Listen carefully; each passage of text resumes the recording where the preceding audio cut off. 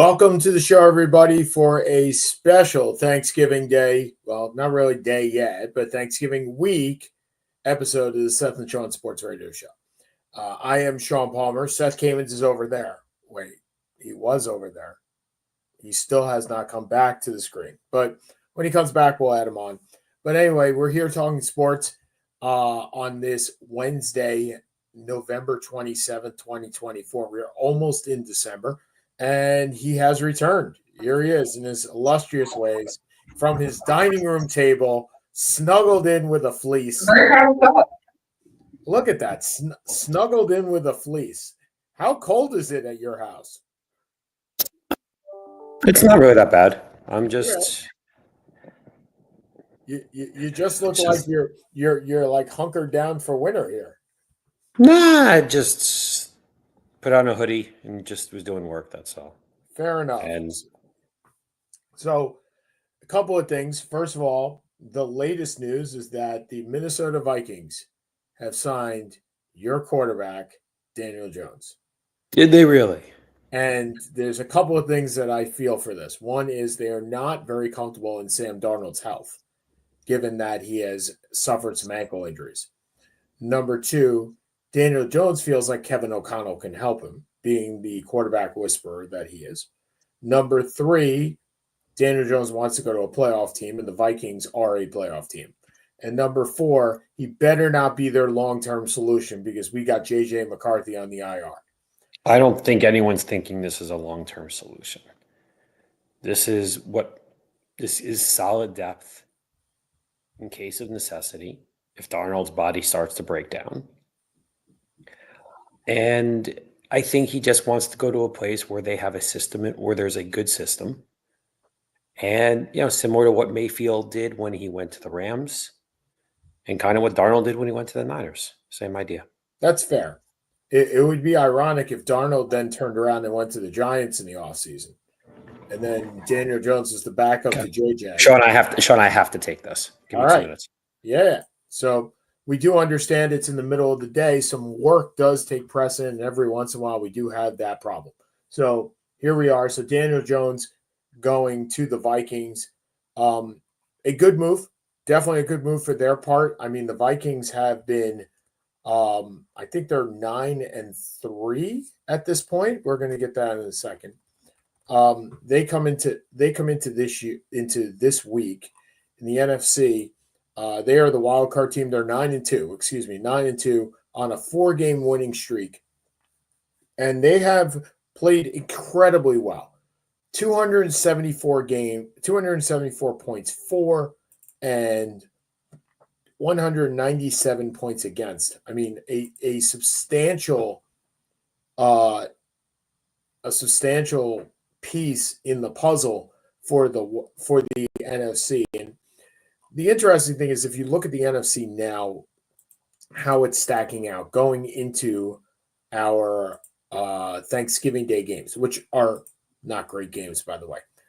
Detroit is 10-1, and they've all but secured I think they can secure a playoff berth this week. Actually, they're 10-1. The Eagles are 9-2. The Seahawks are number 3. Only because they're winning the NFC West at this point at 6-5. The Falcons winning the NFC South at 6-5. The Vikings at 9-2 in that first wild card. The Packers in the second wild card at 8-3, and the Commanders at 7-5. So Vikings having the first wild card would play against. I believe they would play against the Falcons in what would be a game that you kind of say, why at 9-2 the Vikings don't get home field advantage? Well, it does pay sometimes to be in the NFC South or in just a poorer division. So they, provided that their health stands up, the Vikings are in a very good position. Their depth chart is a little raw. I mean, they did have behind Sam Darnold, they had only Nick Mullins, so certainly Daniel Jones is better than that. It's a significant step up on that end. But I think you're looking more at the running backs. Now, Aaron Jones had a great game the other day, and Cam Akers is his backup, and then you have Ty Chandler. But we've seen the problems with injuries with Cam Akers and Ty Chandler. And if Aaron Jones goes down, I think that's your weak spot. I think the defense is quite solid. The wide receivers with Addison and Jefferson, at least for this year, and Hawkinson coming back. I mean, it's a good team. The Vikings are a solid team. They will go as far as Sam Darnold takes them, which I guess we'll find out whether. Well, we've already found out it wasn't Sam Darnold; it was the Jets, right? We found that out, and and now we're going to find out though. Can Sam Darnold be a player that not only takes you to he's not just a game manager. Can he win you games? And right now, that certainly has not been proven. There are certainly only a couple of players in the league that you would say can win you games. And believe it or not, the Jets don't have one of those, although they're paying him like one. Actually, they're paying two guys like him. And Seth, I said this last week on the show, and I thoroughly believe it. I think Aaron Rodgers will be benched at some time this year. I think not only is this the end of his tenure as a starting quarterback, I don't think they'll cut him. And the only reason they won't cut him is they don't want to see him go somewhere else. But I think if they had their druthers, they just say, we're done. And Tyrod Taylor would be your new quarterback. Yeah, I mean, this reminds me of like the Mets when they got Brett Saberhagen and all those guys, right? And they loaded up and the bleach incident with Vince Coleman. And I can keep going on and on and on. But it was just a failure.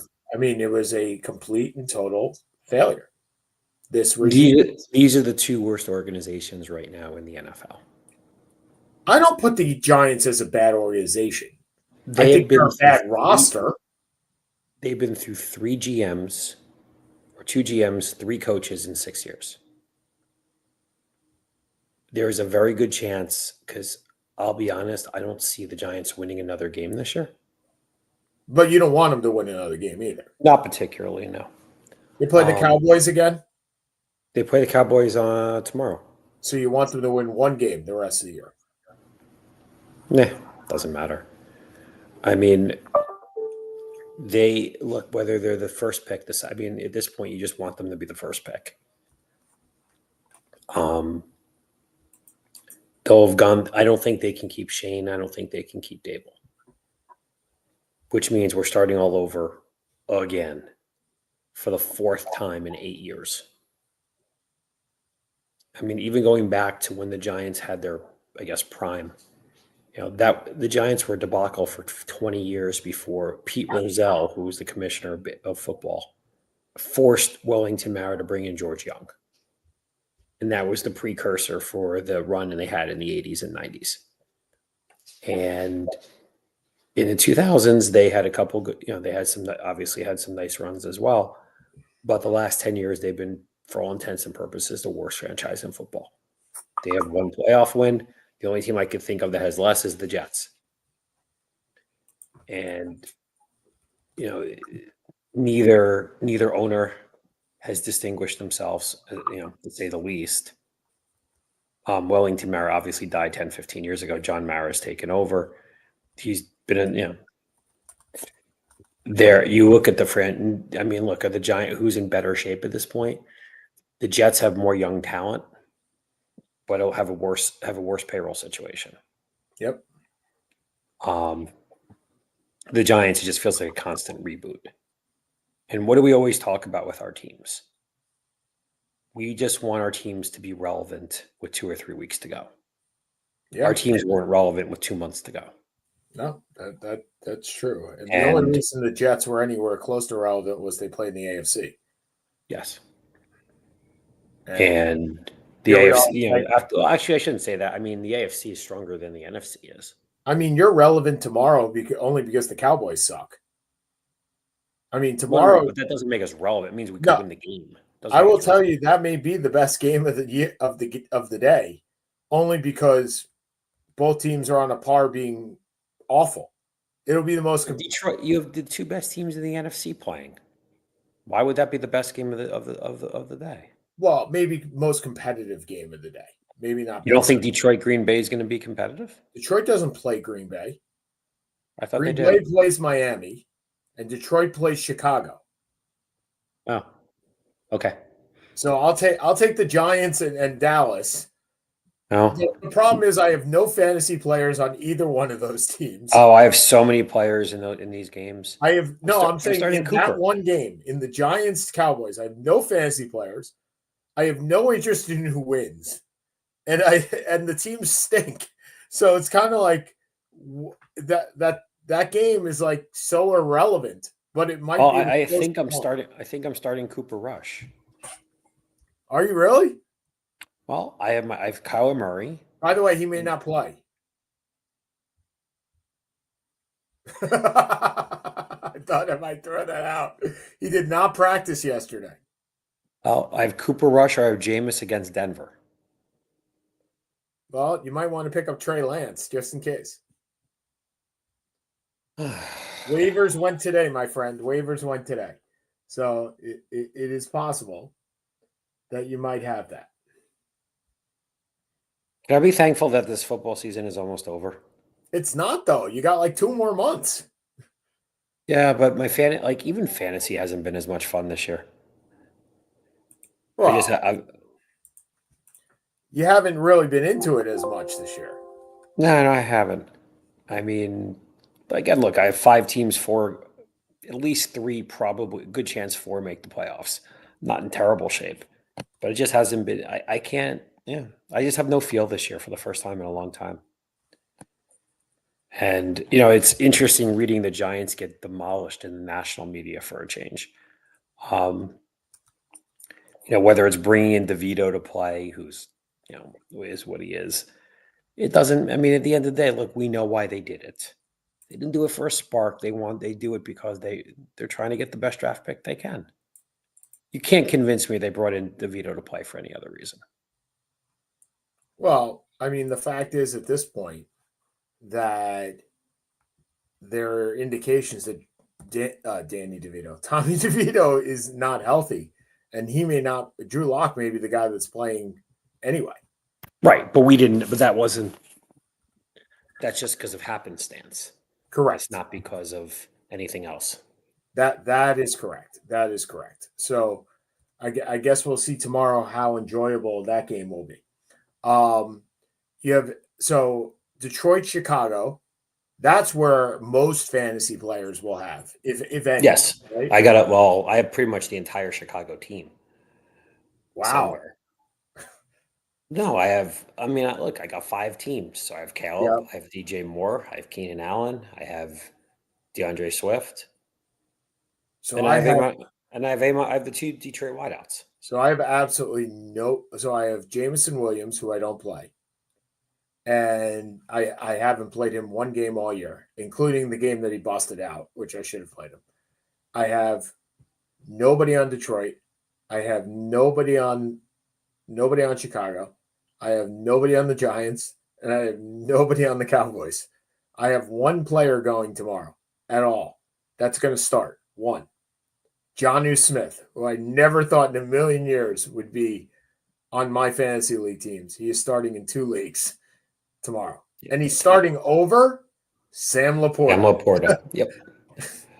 Yeah, I have. Well, the only one I have starting in a late game is I have Tyreek Hill starting in 1 game. And the team is 2-10.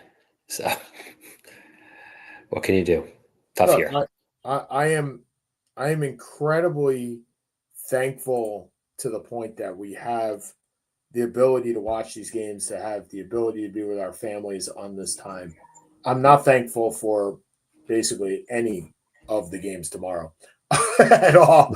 I mean, Green Bay, Miami should be okay. I mean, it's in Green Bay. I don't think Miami has a shot. But then again, I've been wrong before, and Tua's been playing well. I fear Tua's head on the frozen tundra of Lambeau Field. It may not. Let's just hope it's not frozen. Every time he runs, I'm like, no, just slide. Please, for the love of God, slide. Are you wearing a Tottenham shirt? I am. This is not the first time I've worn this shirt on this show. Wow. Why? Well, you do know I root for that as my team, right? It's my team now too, Because you have the shirt. partly, and because they're run by our people. They are run by our people. Are you That's not why I root. are you surprised? A little bit, yeah. I have a Chelsea shirt. I have a That I Manchester. knew. That I have a Manchester. I have two Manchester United shirts. I have a Fulham shirt, and I have a Tottenham shirt. I have 4 shirts. And Tottenham was given to me by a friend of mine when he saw me wearing a Chelsea shirt and said, "You can't root for Chelsea. They're not owned by our people." So he sent me a Tottenham shirt. And and to be fair, I do look good in blue and green. So I'll take the green. there you go. If it was yellow or orange, not that I forsake orange by any stretch, but if it was yellow or orange, I would probably not be wearing it as much. But the green definitely looks and I got green sneakers to go along with it, so that works. Um okay. So tell me a little bit, do you have Maryland won or lost the other day in basketball? We won. We won 76-75 over Villanova. Okay. Villanova has tanked. I mean, Villanova has gone downhill faster than any college program I can remember. And I'm not sure it's a Jay Wright problem or lack of Jay Wright problem. I think it's more of an NIL problem. And I think when Yeah. you get this is, I guess, the unforeseen consequence of NIL is that not only are the smaller schools not going to have money, but certainly the schools that don't have football are not going to have money. And football generally, I will tell you, when I was at Syracuse, I remember somebody saying the money coming in from football subsidizes every other sport. Yes. Every other sport, including basketball. It Yes. subsidizes all the other sports. So if you don't have football, that's why Syracuse went to the ACC. That's why Maryland went to the Big Ten. That's because it's football money. It's not basketball money. But even though Syracuse and Maryland would probably be known as basketball schools, it's not the basketball money. It's the football money. And here Yeah. you have teams such as Villanova or George Washington. George Washington, anybody in the Big East, right? Xavier, Creighton, all these guys. Yeah. Anybody in the Big East. I was going to say Connecticut, but Connecticut's football program's back, so it's not. They're just Relatively speaking. They went to the Big 12, right? They're No. in the Big. I thought Connecticut's in the Big 12. I'm almost sure they Connecticut are. is not in the Big 12. Sure. Yes. Hold on. Now I'm interested. So what conference do you think they're in? The AAC. Basketball conference. They're in the Big East for basketball. Oh, for basketball. Sorry, I meant for football. Okay. Right. So I don't know what they're in for football. They're an FBS independent still. They're still in Are the. they still? Okay. I thought they had gone to a conference. I think the Big 12 was soliciting them to get their basketball program in the Big 12. So they're in the Big East, but they may be they lost 2 games this week too. Danny Hurley having a little bit of a cluster of some sort going on there. Poor guy. He's won how many championships? 2. How many of you and I won combined? 2. Combined. You and I have won 2. He's won. CPA, ladies and gentlemen. If you want your taxes done correctly, probably don't go to me. Yeah, that is not true. Seth is very good at what he does. Okay, so the Dodgers being a little thankful this morning, announcing that they got Blake Snell. The ridiculous. The rich just keep getting richer. If they get, you now have Yamamoto, Otani, Snell, Bueller's back, and Kershaw. And that's the weaker part of your team. Yeah. Good luck in baseball in the next 5 years. Yeah. It's called money. It's called no cap. It's called deferred agreements. I was reading what Snell has done in the last couple of years, and the last, what was it? Here it is. So if you look at, where the heck was that stat? Hold on. Here it is. Okay. His final 14 starts of 2024, he went 5-0 with a 1.23 ERA, a 123 average allowed, 114 strikeouts, and 80 and a third innings. His last 14 starts in 2024. His last 22 starts in 2023, 13-3 with a 1.18 ERA. His last 14 starts in 2022, he went 7-5, but he had 105 strikeouts and 78 innings. Of those 50 starts, he gave up 1 run or no runs in 38 of those 50 games. So if I am a person here, I would basically say I'm holding him out until All-Star break. I'm just playing him in the second half. With those types of stats, why do I need him in the first half at all? The one thing about Blake Snell, and I keep wanting to call him Ian Snell for some reason, for Blake Snell, is that he's only pitched in the 8th inning one time. I was going to say, I don't think he's ever broken 200 innings. No, but he's only pitched in the 8th inning once his entire career. It was the no-hitter that he pitched last year. So, anyway, that's what I got.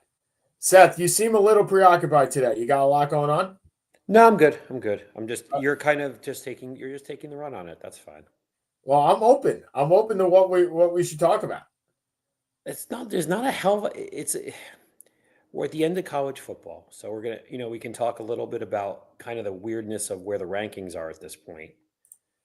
You look through the SEC. I mean, I guess I can't really say it's your beloved SEC, but the SEC is having as down a year as I can ever remember.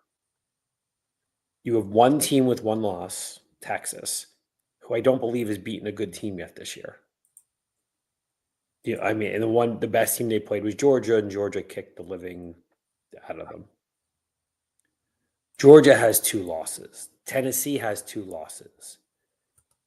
Alabama has 3 losses. They're, for all intents and purposes, out. LSU has 3 losses. They're, for all intents and purposes, out. What a weird year. And because you're looking at 3 or 4 teams from the Big Ten. You're looking at Penn State, Ohio State, Oregon are all in. You're probably looking at Indiana at 11-1 in. So that's 4. You're looking at the Big 12. You're really looking at 1 team. We'll just say it's Iowa State. Say it's Arizona State for now. That's 5. Sure. The ACC, maybe 1, maybe 2. So we'll just say Miami for now, 6. You have Boise State probably at 7. And you have the 3 teams from the SEC. You don't even have enough good teams to fill the 12. And it is a very strange year. Is it a matter of there's a lot of losses, right? More losses from these bigger teams than I can remember. Alabama may not make the playoff. And in fact, right now they would make the playoffs. Where in the past, you would have a problem pushing them out of the 4. Now you're like, well, in the 12, they're not even there. You're right. And I believe they have 3 losses, right? And you have teams like Arizona. You have such legacy teams such as Arizona State and Indiana and SMU and Boise State. Boise State probably taking a top 4 seed with a bye. Good for them. This year. Boise State is 9-1, assuming they win out. Their 1 loss is by 1 point to the number 1 team in the country. No one else has a loss that good. They also have a finalist for the Heisman in the running back, Junty. And they play on Boo Field, which would be a lot of fun to watch. So it is not what Greg Sankey thought when they were going to have this 12-man team came together. Well, is there more discuss? I think some of it is what he wanted, right? Like you have teams that you would generally not have in the discussion now in the discussion. So Yes. I think there's something to that, right? So let's break it down to the four. Let's put it as if it was four. The four would be right now would be Oregon, Miami, Texas, and Boise State. Okay, so and chances are number 5 is Ohio State. So chances are Boise State wouldn't make it, right? They wouldn't. Ohio No. State would. If it was just a 4, the projection would probably be that Ohio State would jump. Actually, you know what? I disagree, and here's why. Because in most years, yes, but in this year you would have a rematch in the Big Ten championship between Ohio State and Oregon. I don't know if Oregon beats Ohio State again. Ohio State has beaten one good team, Penn State, and nobody thinks Penn State is anything special. So if Oregon beats Ohio State twice, I'm not sure they would make it again. I mean, over right a now, team. right now your rankings are, and I'm sorry, I was just looking at a projection. Right now your rankings are Oregon, Ohio State, Texas, and Penn State. Those are your top 4. Your 5 is Notre Dame, Miami. So those 4 would get buys. Then you have Notre Dame, Miami, Georgia, Tennessee, SMU, and Indiana, Boise State, and Clemson. So, Seth, you have Boise State, yes, understood. You have, and right now Boise State is 11, right? And you still have you have games this week, and you have conference championship games. But what did Greg Sankey want? Greg Sankey wanted to appease the teams that couldn't get in. Well, presumably, if the rankings hold, which they probably will not because you have championship games, Boise State gets in, right? Appease the small team. You have Notre Dame get in, which you know was part of what he wanted, right? He wants Notre Dame in every single time. Everybody in college football does. It brings more eyes. It brings more money. And everybody else is a big 5 powerhouse, big 4 powerhouse. So yeah, but Big Four, but no, Greg Sankey's not interested in the Big Four. Greg Sankey's interested in 2, the SEC and the Big Ten. Really, the SEC. Right now, if you take it the way it is right now, he's got 1, 2, 3, 4, 5, 6 out of the 12 would be Big Ten or SEC. And I don't think he's going to think that's going to be sufficient. With Alabama, Ole Miss, and South Carolina, 13 through 15.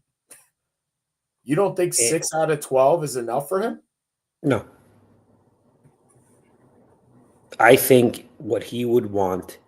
I mean, look, he doesn't root for the Big Ten, but I think his feeling is there should be one independent, one ACC, one Big Ten, one Big 12. Excuse me. If Notre Dame is good enough, fine. Otherwise, every other team should be the ACC. It should be the SEC and the Big Ten. That's what I believe he thinks. Right now, there is no Big 12. There is one independent in the Mountain West.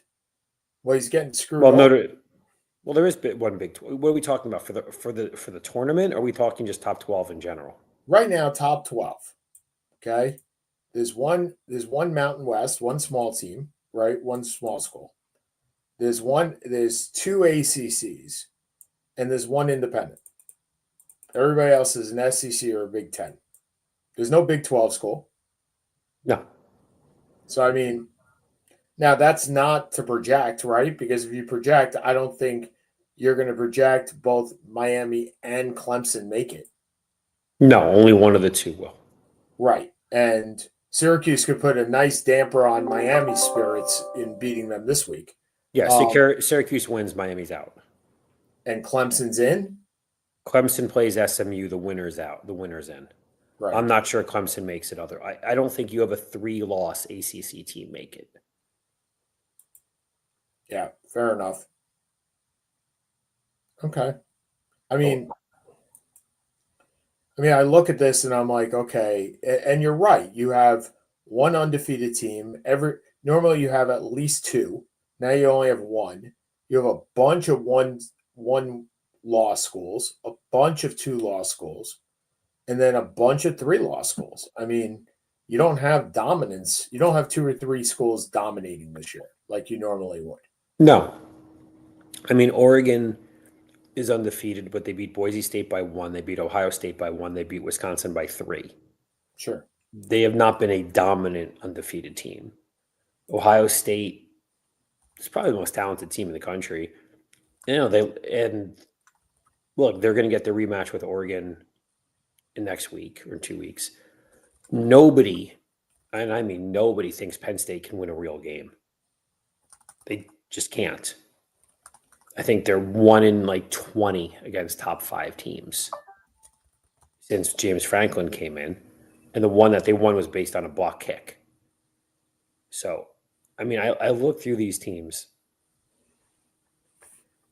Texas, I mean, again, I'm just kind of taking a quick look. Texas has beaten Michigan, was a disaster.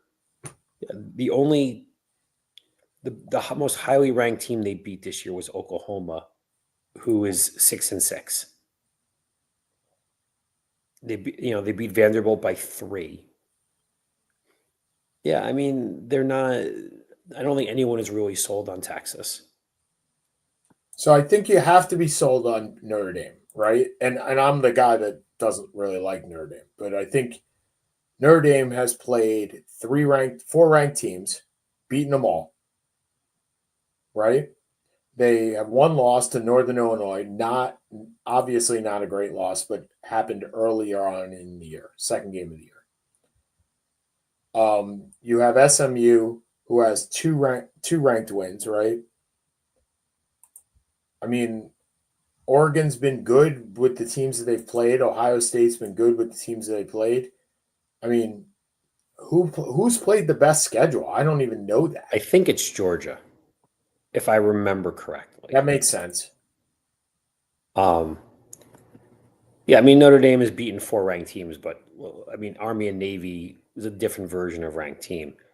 Yeah, I mean, Georgia. So Georgia's beat Clemson, lost to Alabama, beat Clemson, who was 14, lost to Alabama, who was number 4, beat Texas when they were number 1, lost to Ole Miss when they were 15, and beat Tennessee when they're number 7. I mean, it's a really good schedule, and that's why I don't think anyone has much debate if they beat Georgia Tech that they make the playoff. So your strength of schedule is it's actually interesting. Michigan's number 1. It's Michigan, Mississippi State, Purdue, UCLA, LSU, Florida, Kentucky, Oklahoma. Those are your top 8. Georgia comes in at 9. Okay, because none of those top 8 teams are making it. So right. Well, this is all strength of schedule, right? Georgia comes in at 9, Bama comes in at 10, and then Texas at 13, and Texas A&M at 15. And part of it is they all play each other, right? So yes, that I mean, strength of schedule is whatever conference you play in. If you play in the Big Ten or you play in the SEC, chances are you're going to have a better strength of schedule than if you're Notre Dame, generally speaking, because you're playing each other and you're beating the crap out of everybody, beating the crap out of each other. So, you also get more leeway. Sure. I mean, a 2-loss Big 12 team, unless they win the conference championship, is not getting an at-large. Most likely, a 2-team ACC team isn't either. They may not. So to put some in perspective, Notre Dame is 52nd, Clemson is 55th, and Miami is 61st. Yeah, it's the ACC is not strong this year. No, Syracuse, the Big 12 is incredibly mediocre this year. And the independents, look, Army and Navy have had great years. But for them to make it, they need to go undefeated. Yeah, and Army is 121st, and remember, there's only 134 schools. And they played a top 10 team in Notre Dame. So. And Navy is 81st, and they played a top 10 team in Notre Dame as well. Yeah, I mean, you'll get more. I feel like we'll get more into this. I will tell you, I will probably be more into the college football playoff this year with 12 than I was with 4. Yeah. Look, I would have preferred 8. I thought that was more than sufficient. But it's going to be fun, And the practicality is the rest of the bowl games, a lot of the players are going to opt out, but that's what was happening anyway. So, it's, and if we're going to pay them $1 million or $2 million, pay these guys hundreds of thousands of dollars to treat them like professionals, they'll play a professional tournament. I mean, that's what it is. So it should be good. Like, I mean, you look at what we're looking at right now, just kind of bringing up the predictor as of now, I guess, or whatever you want to call it. Oops. So they have the 4 buys. I'm just kind of looking to see what the ranking is. Here it is.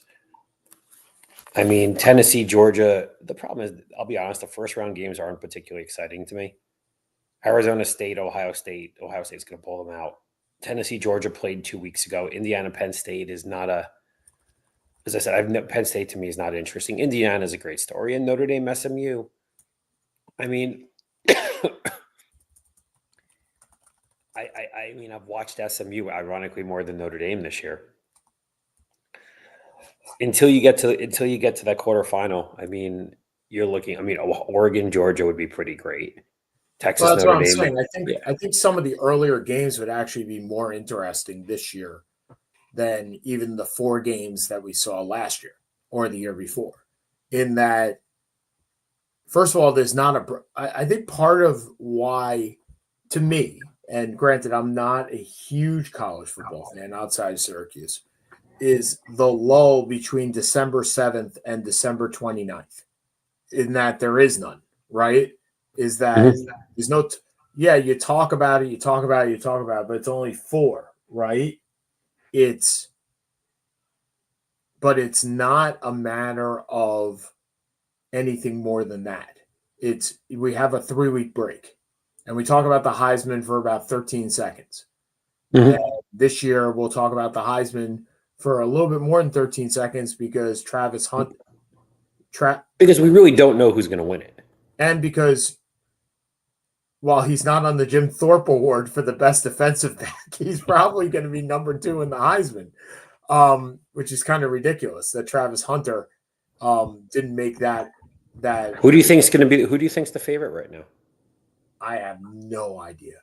Like it's got to be the quarterback from Oregon, right? I mean, they're perfect. I don't even know. I think it's a 3-player race. I think it's Ashton Junty, who's the running back. Oh yeah, that guy. Yeah. There's Travis Hunter, and I think it's Cam Ward. I think those are your 3 guys. I don't know who's going to win it. I really don't. And look, we haven't had a defensive player win it since Charles Woodson in '97. So it would be. Well, to be fair, Charles Woodson's the only defensive player to win. That is true.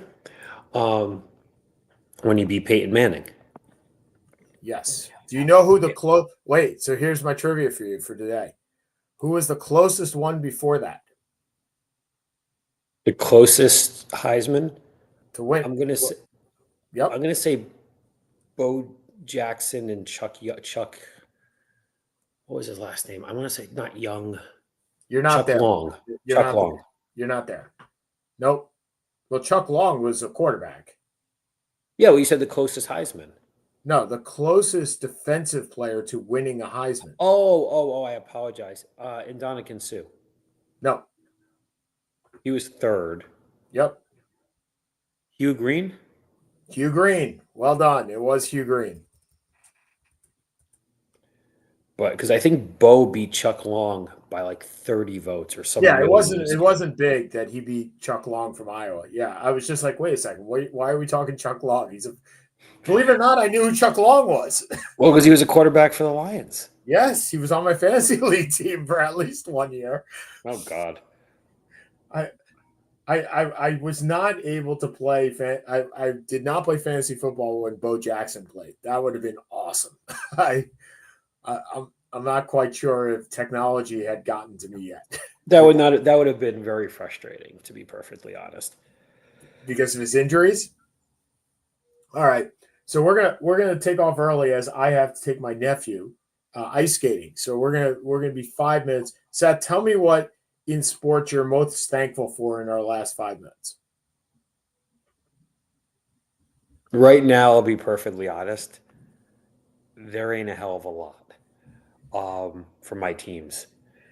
But I don't know if we really talked too much about it. I think we did last week about Rafi Nadal.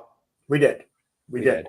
And then on the other side, you have Jessica, was it, or Daniela Collins, who was supposed to retire and decided not to retire, which I think is pretty neat. So she's going to come back, which I think is a pretty cool story. Yeah, I mean, look, I guess I'm thankful that I have 4 out of my 5 fantasy teams still relevant, but including one where we've clinched a playoff spot. But no, as a Giants and Jets fan, it is very, very difficult to feel optimistic. And as a Maryland football fan, very difficult to feel optimistic right now. Fair enough. I am thankful for a Syracuse football team that has given me something to root for this year, which has not happened in I don't know how long. I am thankful for a Syracuse basketball team who, while may not be the greatest team that I've ever seen, actually put forth some effort on the court. They didn't lay down in Barclays. But I'm thankful for the fact that as my nieces and nephews get older and as your son gets older, we can just have conversations, right? It's not just what I say anymore. It's an actual conversation. Uncle Sean may not be right all the time, and I get put to the test a couple of times by my brother and by my nieces and nephews, but it's good to have that conversation. So I am incredibly thankful. I'm incredibly thankful that we've been doing this for 14 years and we continue to do it, sometimes longer, sometimes shorter, but sometimes in a busy season and sometimes in a quiet season. And sometimes when I'm having a kid. Yeah, and sometimes when you're having, and sometimes when the kid is near you. Yeah, sometimes at your wedding. But we are thankful for all those that tune into the show. We are thankful for hosting this for 13 years. 13, almost 14 at this point. And for those that are celebrating, we wish you a very happy Thanksgiving, and we're grateful for your support. For those international fans, if we have any, I guess we thank you as well for your support, and you will be thanking us for not bothering you for the next 4 days, because nobody in the United States will be bothering you. We'll all be sitting on our arses watching football. So for Seth Kamens, who's over there, I'm Sean Palmer over here. Seth and Sean Sports. We'll talk to you guys next week. Have a good week. Have a good Thanksgiving. Yeah, bye-bye.